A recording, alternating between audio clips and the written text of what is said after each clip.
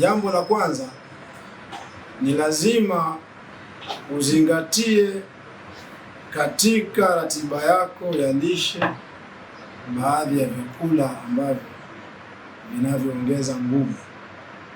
Binadamu huwa na asili, akishikwa na njaa au akiumwa anapoteza nguvu. Kwa lazima ujue ni vitu gani ambavyo mimi nikila mwili utapata nguvu ili kazi zako zisisimame. Kwa hiyo lishe bora ni ile ambayo inazingatia jambo. Lakini kitu cha pili, unapoenda kuandaa ratiba ya lishe lazima uzingatie vile vyakula ambavyo vinavyojenga tishu ya mwili. Tishu ni nini? Mwili huwa una asili ya kurekebisha na kutengeneza. Kwa mfano, inawezekana wewe kwa bahati mbaya umepata jeraha. Ukipata jeraha hauoni ndani ya muda mfupi, wewe unajikuta ya kwamba ngozi imetoka, nyama inaonekana, lakini mwili unafanya kazi ya kuleta ngozi nyingine, inatengeneza ngozi nyingine. Au kwa mfano, inaweza kuwa ni tatizo kwenye mifupa au kwenye ngozi kama nilivyoashiria, au kwenye mishipa au kwenye misuli na kuendelea mpaka. Kwa hiyo kuna vitu ambavyo unapokuwa wewe unavila, mwili unakuwa na uwezo wa kureplace, mwili unakuwa na uwezo wa kuboresha, wa kujitengeneza wenyewe kwa wenyewe ili kufidia ile dosari au kasoro iliyojitokeza. Kwa haya mambo lazima wewe uyazingatie. Miongoni mwa mambo ambayo unabidi uyazingatie unapokuwa umeandaa ratiba yako ya chakula, kuna swala zima la mfumo wa kinga ya mwili. Kuna seli ambazo inabidi zizalike zenye nguvu mwilini, ambazo kazi yake ni kupambana na bakteria mbalimbali wanapoingia katika mwili wako na kuanza kukuathiri. Hawa wanasimama kama askari wanaolinda mwili wako. Kwa unapokuwa wewe umeingia kwenye somo hili la lishe, ni lazima pia tukufundishe ni vitu gani ambavyo viandae ili kinga yako wewe ya mwili iweze kuwa juu. Kinga ya mwili ikiwa juu, kuna magonjwa mengi ambayo wewe unaweza kuepuka. Nendeni kafanya utafiti, ni wakati gani binadamu kansa inaanza kumwathiri na athari zake kuonekana. Utakuja kubaini ya kwamba kinga ya mwili inaposhuka ndipo na kansa inapoibuka. Lakini kama kinga ya mwili ikiwa ni yenye nguvu, ikiwa inafanya kazi kisawasawa barabara, utajikuta ya kwamba unaweza ukaishi wewe na gonjwa lakini lisikuathiri kwa sababu kinga zako zipo juu.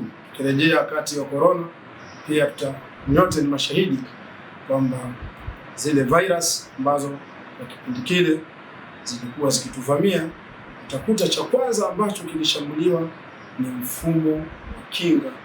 Kwa hiyo unapokula chakula, hili jambo ni lazima ulizingatie.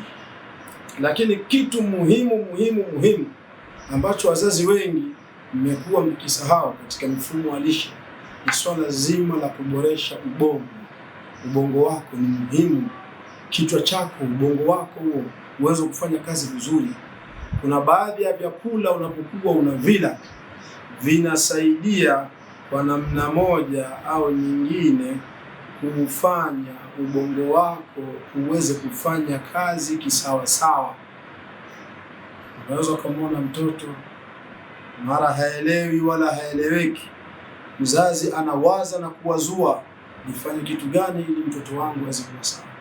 Kumbe hapana, tatizo lako ni lishe tu. Kwenye lishe yako hujaweka vitu ambavyo vinavyomfanya mtoto akili yake iboreke. Watoto wamekuwa wakifeli sana mashuleni. Watoto uwezo wa kusoma umekuwa ni mdogo. Kwa nini usiwe mdogo ili hali chakula chao ni ugali tu? Kwa nini usiwe mdogo ili hali chakula chao ni wali tu? Ni lazima katika mifumo ya lishe ujifunze ni vyakula gani ambavyo iwapo utaviweka katika ratiba ya lishe, itachangia kwa namna moja au nyingine kumfanya mtoto ubongo wake uweze kuwa salama.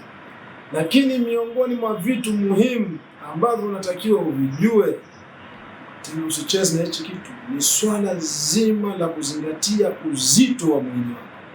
Kuna vyakula ukivila vinaweza vikapelekea uzito wako ukazidi, uzito wa mwili wako ukaongezeka, vilo vikaongezeka kwa namna ambayo inaweza ikasababisha ukapata matatizo makubwa wewe ya kiafya. Kwa hiyo lazima ufahamu katika mfumo wa lishe ni vyakula gani ambavyo sitakiwi kuvila, kwa sababu nikivila mara kwa mara vinaweza vikapelekea uzito wangu uzidi. Je, wewe Mtanzania au yeyote unanisikiliza, haya ninayoongea unayazingatia katika ratiba yako ya lishe au huyazingatii katika ratiba yako ya lishe? Lakini baada ya kuyasema hayo, tunamwomba Mwenyezi Mungu Subhanahu wa Ta'ala, kwa kuwa vipindi vyetu vitaendelea insha Allahu Ta'ala, endelea kutufuatilia. Lakini hayo niliyokueleza ni mambo ya msingi, sio yote, lakini ni ya msingi ambayo unatakiwa uyazingatie wewe wakati ambapo unaandaa ratiba ya lishe nyumbani kwako au wewe mwenyewe binafsi katika maisha yako. Zaidi endelea kutufuatilia, utajifunza mengi na mengi. Assalamu alaikum warahmatullahi.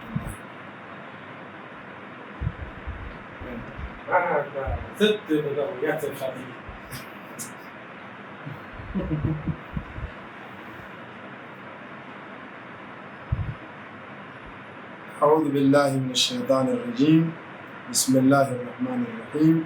الحمد لله رب العالمين. صلى الله على محمد وآل محمد. اللهم صل على Muhammad wa ali Muhammad.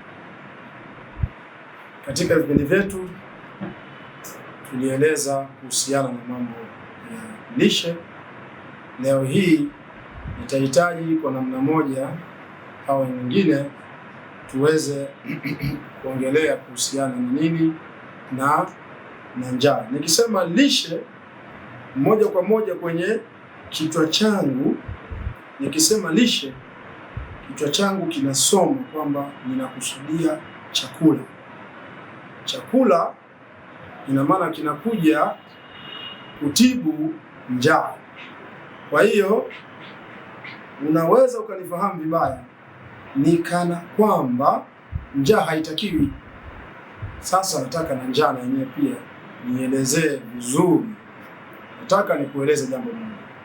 Lishe ina nafasi yake katika kuboresha makuzi ya mwili inavyotakiwa na inavyostahili, lakini sio kwamba sasa muichukie njaa.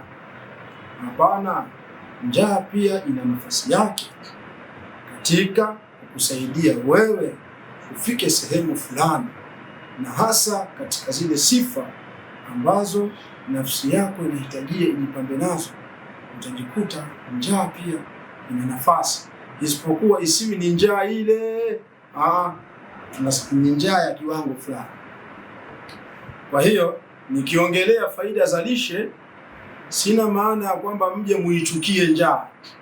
Msiichukie njaa, kwa sababu njaa na yenyewe pia ina faida zake, na mimi leo nitajaribu kuelezea kifupi pia faida za njaa, lakini ni njaa ya kiwango, sio njaa iliyopitiliza.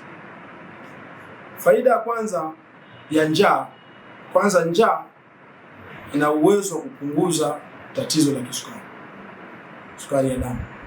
Njaa ina uwezo wa kupunguza sukari ya damu, lakini naomba msinielewe vibaya, sio njaa ile njaa tu ya kawaida. Lakini zaidi ya hapo, njaa ina uwezo wa kuimarisha ubongo. Hiyo njaa ina uwezo wa kuimarisha ubongo wako, na ndio maana watu wote wenye busara na filosofu wakubwa wengi wananukuu wakisema tumepata kuwa na nafasi ya cheo hiki yani kuwa mwanafalsafa, ni kupitia mazoezi ya njaa.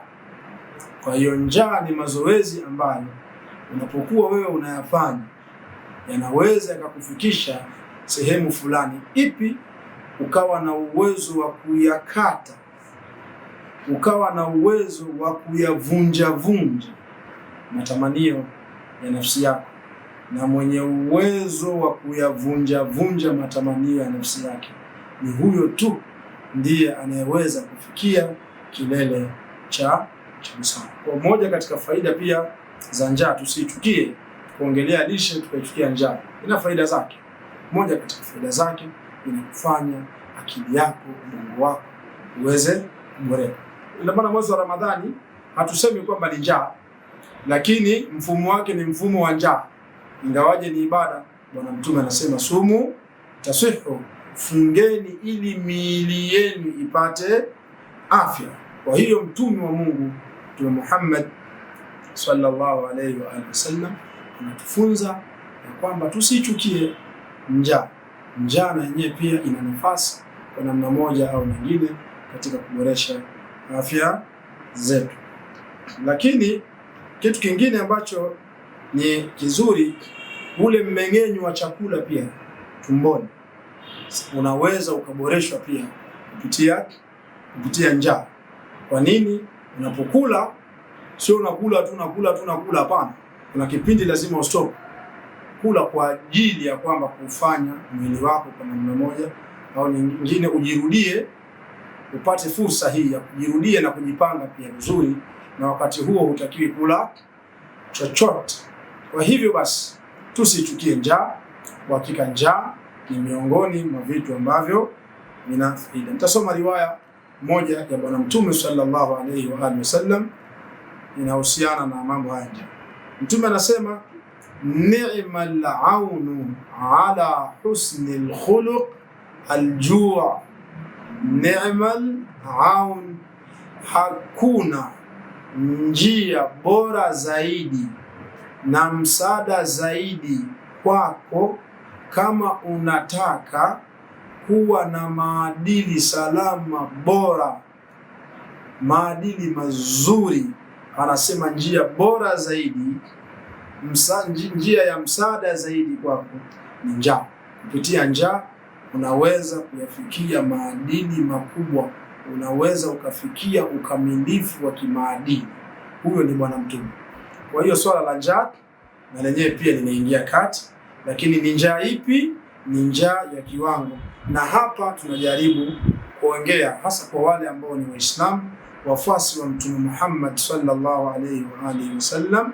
Ni lazima katika maisha yenu muwe mna ratiba ya kufunga. Fungeni. Kwa hakika swala zima la kufunga ina maana nyinyi wakati huo huo mtakuwa mmo ndani ya ibada, lakini pia kwa ile njaa mnayoipitia wakati ambapo mpo katika saumu, ina maana mwili unakuwa unapata mahitaji yake. Yepi hayo?